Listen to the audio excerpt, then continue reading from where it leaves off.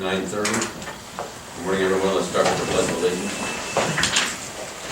Pledge allegiance to the flag of the United States of America and to the republic for which it stands, one nation, under God, indivisible, with liberty and justice for all.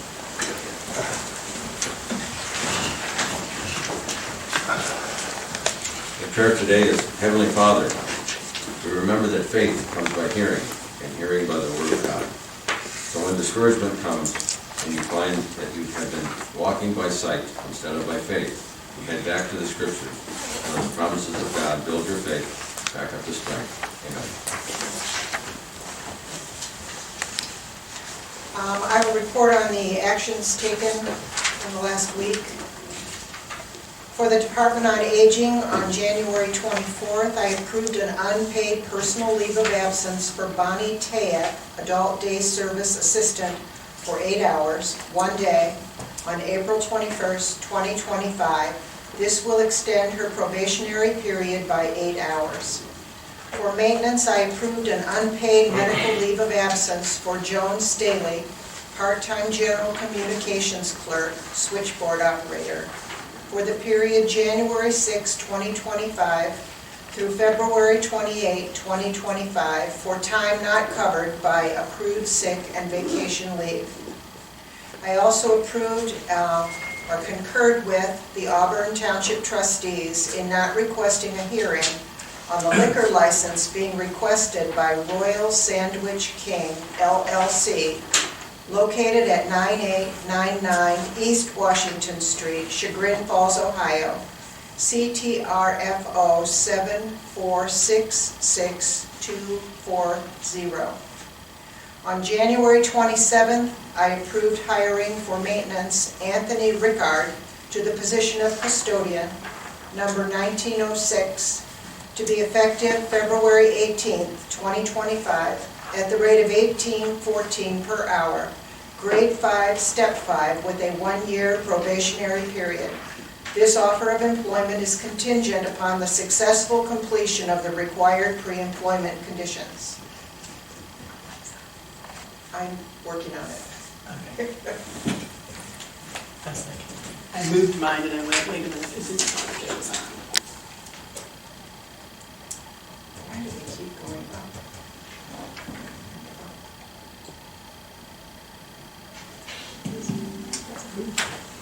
That's hot. Yep.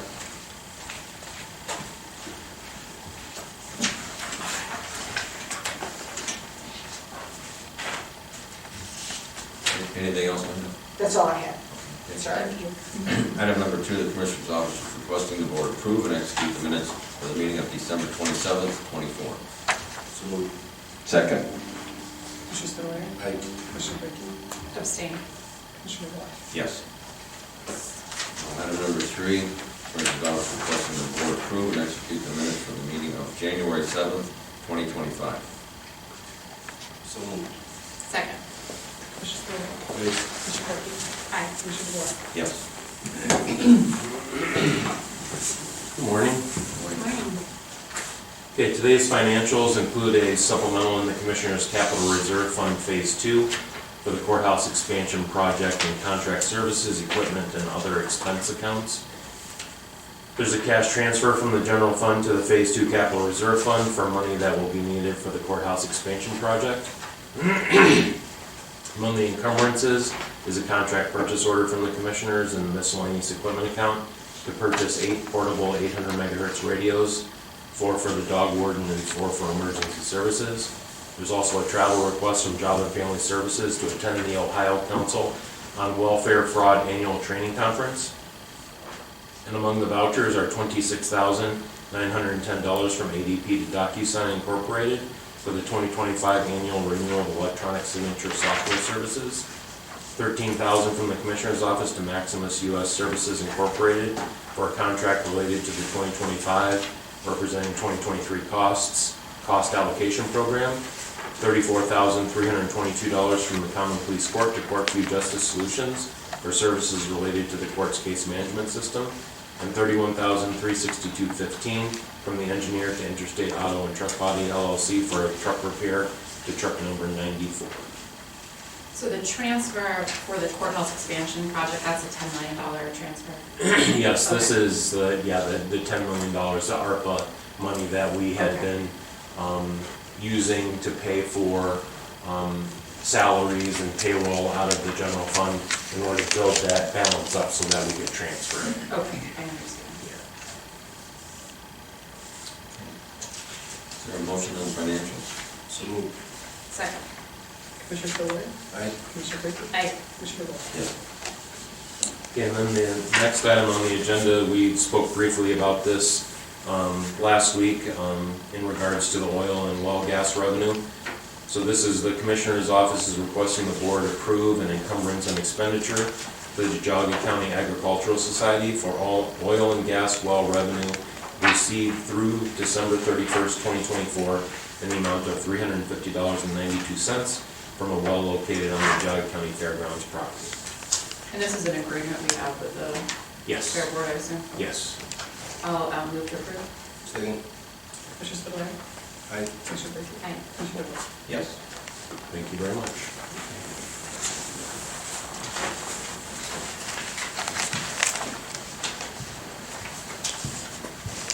Morning. Good morning. Since we're live, state your name and the department. Sure. My name is Matt Saraki. I'm from the maintenance department. I have number 6 and 7 today.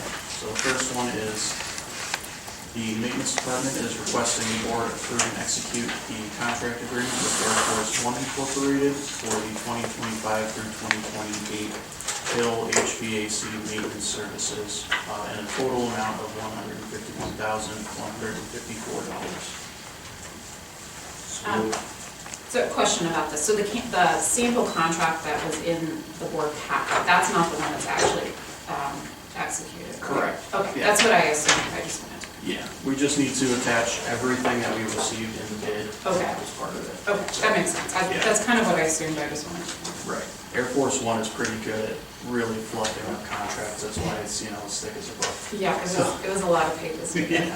That's all right. Yeah, I'd rather too much than too little. right.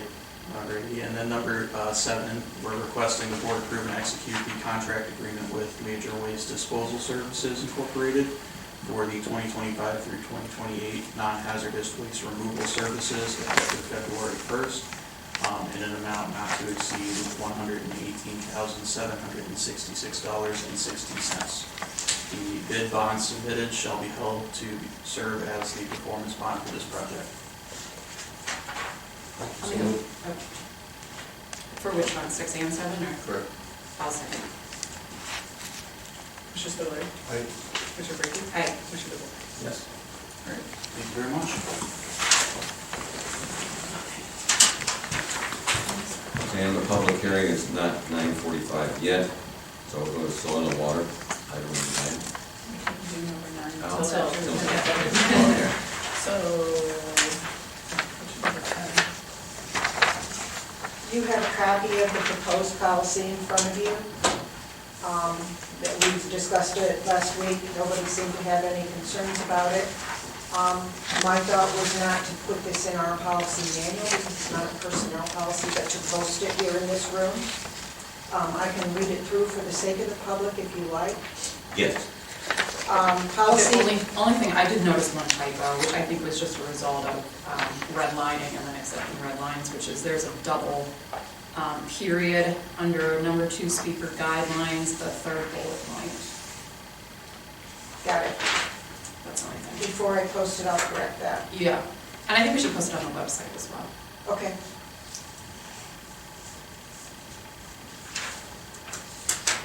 We'll see on public comment, what?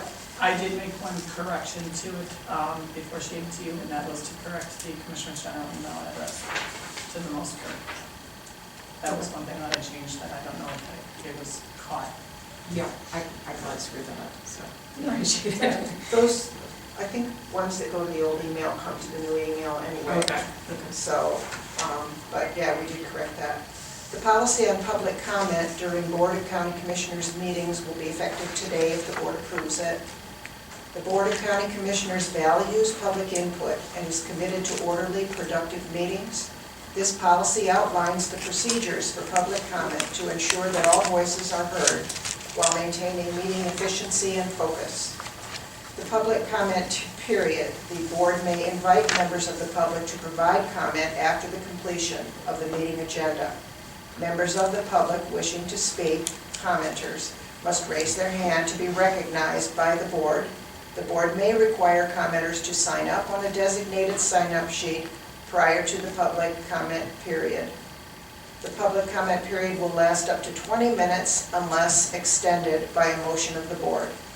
Speaker guidelines. After being recognized, each commenter shall state their full name and address before making comments or asking questions. Each commenter will have up to 2 minutes. I'm ready for you. To address the board. The county administrator or designee will monitor and enforce time limits for all comments. Commenters are kindly asked to refrain from disorderly or disruptive conduct. Public comment during a special meeting of the board will be limited to the advertised purpose of the meeting in order to comply with Ohio law. Additional options for public input. In addition to providing comments during meetings, members of the public may submit questions or comments to the board via the Commissioner's official email address or regular U.S. mail. Submitted comments will be reviewed and considered by the board at a subsequent meeting as appropriate. Is there a motion? I'll move to approve. Second? Commissioner Spudler. Abstain. Commissioner Brackey. Aye. Commissioner DeBoer. Yes.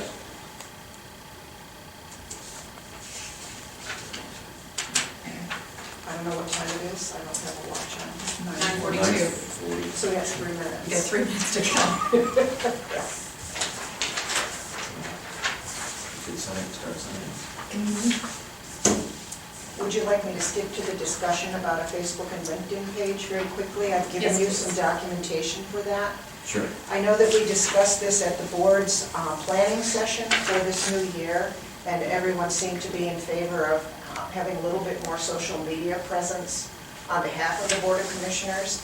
I was in a meeting with Frank Antonucci from ADP yesterday, and he indicated that he would like to offer to assist us in creating a Facebook page and perhaps a LinkedIn page. Locked down is how he described it. I know that we had discussed it, and I have some concerns about the lack of policy undergirding that right now, and so a locked down version would be that comments would not be, would be able to accept comments right at the beginning until we have some policy and frankly, some administrative help to monitor that. So it would just be informational, similar to what we're already doing with the Commissioner's website. So I would just need some guidance from the board if you want us to go ahead and proceed with that or not. And I don't know, does that require a motion or a nod or what? Thoughts? Yeah, obviously I'm in favor of that. I mean, the thing I brought up with LinkedIn specifically for the other two commissioners that may be unaware is that when you post the job, right now, the county administrator posting is kind of like LinkedIn's generic icon that's just some blue boxes, and it doesn't make the posting look very official, in my opinion. We should have like our county seal there instead. So if we create a LinkedIn page, I think that gives the job posting, makes it look more professional and legitimate.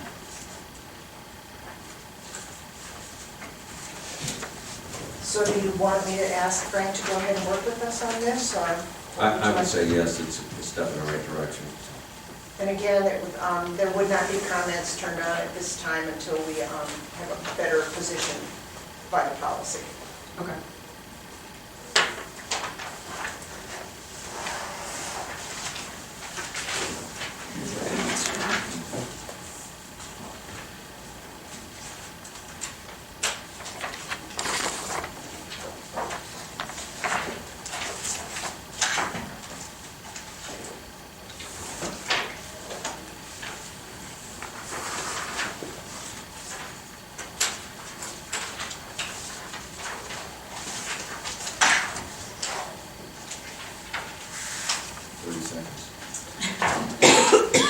So the Public hearing number 2 is slated for 9:45 this morning. It's just now 9:45. Is there a motion to waive the reading of the notice? So moved. Second. Commissioner Spillier. Aye. Commissioner Rea. Aye. Yes. Good morning. Good morning. Hi, I'm Lisa Berkheimer with Geauga Soil and Water, and I'm here to present, these are the changes that Carmel presented to you, so I'm just going to refresh you. And I'll swear you in, and once you're, please swear to those, yeah.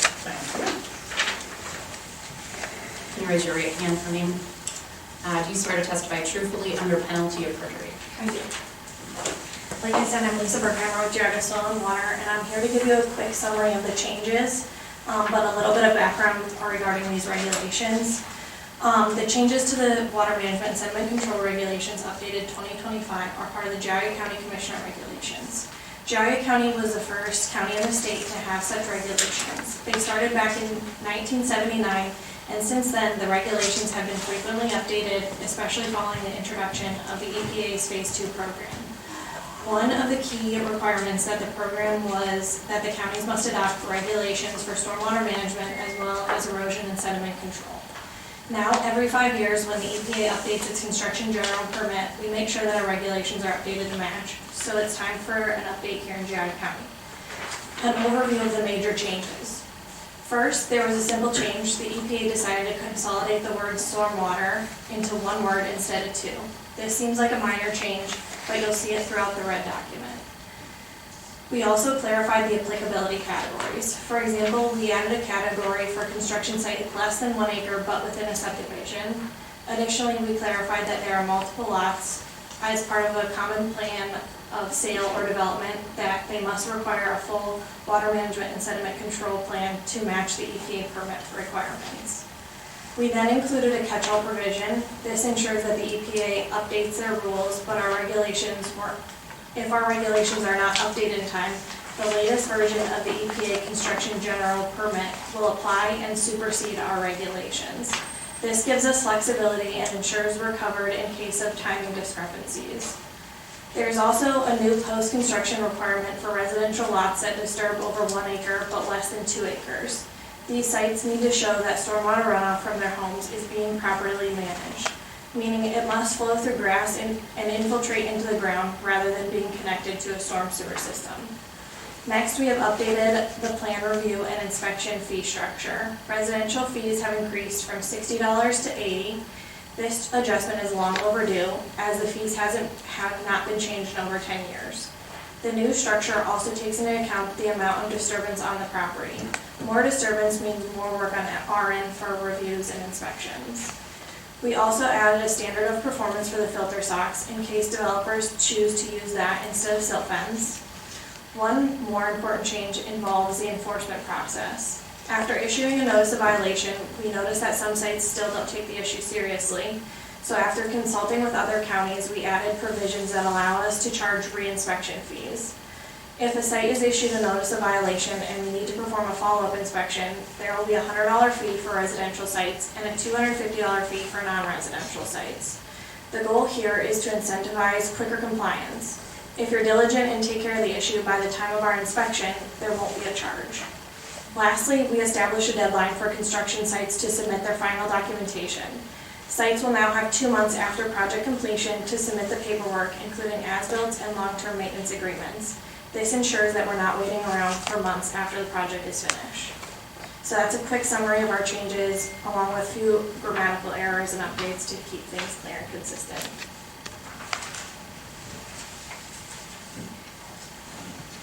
Do you have any questions from the board? Any questions from the public? Hi, Mary Hanselman, League of Women Voters. Will this be posted on the website? Yes, Okay. it will. Our regulations are posted on our Geauga Soil and Water website, not necessarily the Board of County Commissioners. Great, thank you. Yep. I'll make a motion to approve 9. Hold on. Let's move out of the. Oh, we gotta move first, okay. And then we'll do it. Got it. So no further comments, questions? We will close the public hearing at 9:49. And now have a motion. Commissioner Spillier? Aye. Commissioner Brinkley? Aye. Commissioner DeWolf? Yes. Thank you. Thank you.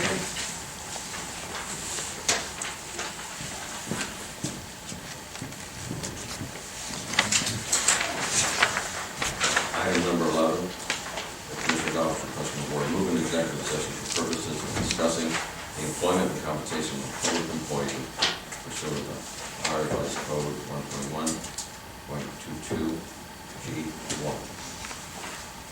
Is there a motion? So moved. Second. Commissioner Spudler? Aye. Commissioner Brinkley? Aye. Commissioner DeWolf? Yes. Kathy Householder.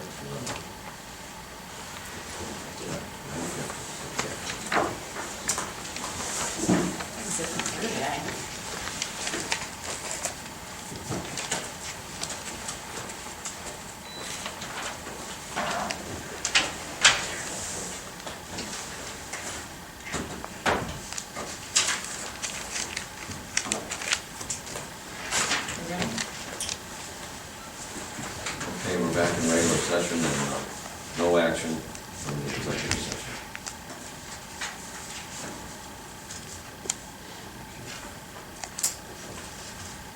And number 12, we did, okay. And, anything else, Linda? I have nothing else. Anything else? No, moving to public comment.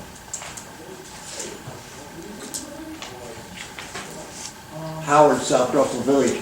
What's the county going to do about the Portage County lawsuit that's been filed against the commissioners here?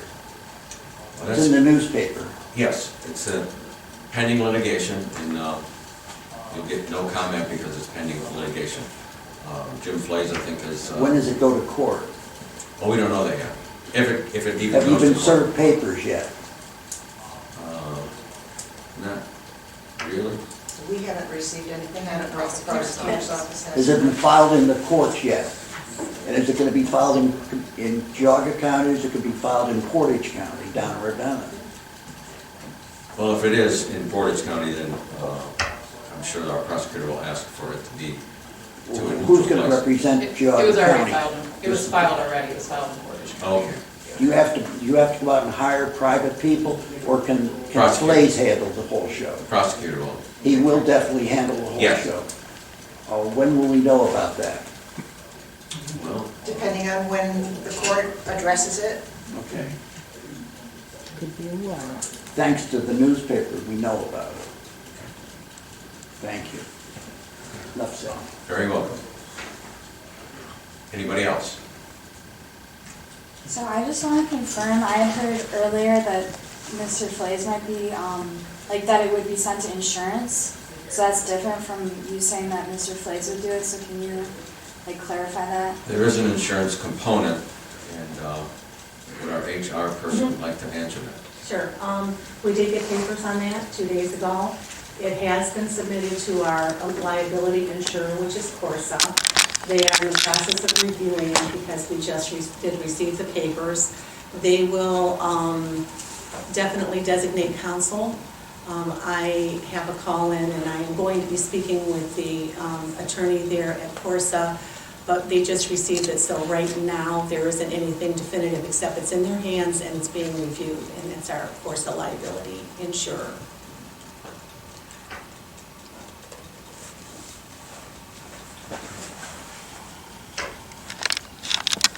So when you said the prosecutor will take care of it, that's like. He'll they're gonna- represent us. Hmm? He will be representing us. So it'll No, be- No? the insurance company will represent us, Okay. will provide the representation, yeah. And Corsa will provide the law firm that will be representing us.